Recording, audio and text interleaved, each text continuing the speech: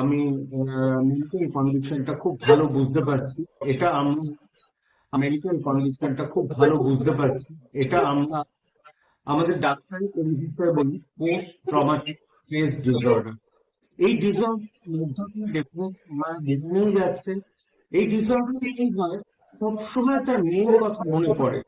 যে বাবা একটা সেলাই করে একটা মেয়েকে বড় করেছে, অনেক আশা ছিল যে মা যে বড় করে মেয়েটা একটা উজ্জ্বল করবে, সে তা করে রেপ এবং অথবা খুন করে হয়েছে।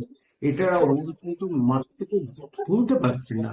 এটাকে বলা হচ্ছে কন্টিনিউয়াসলি পেছনের ফ্ল্যাশব্যাক চলে আসে। আর পোস্ট ডিসঅর্ডারে কি হয়, স্ট্রেস ডিসঅর্ডারে অনেক সময় অ্যাংজাইটি হয়, ডিপ্রেশনে হয়। ওনারা দুটোতেই ভুগছেন। ওনারা আগে থেকেই কিন্তু অসুস্থ।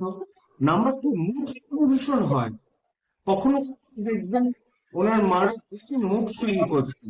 আমি কিন্তু সে রাম হোক আর বাম হোক, কাউকে বলবো না অভয়ের মাকে নিয়ে এই কেসের অ্যাডভান্টেজ না নিতে। অভয়ের মা এবং বাবাকে যেন এই কেসের অ্যাডভান্টেজ থেকে সরিয়ে দেওয়া হোক, সেটা আমি কিন্তু ডাক্তার হিসেবে একান্ত মতামত।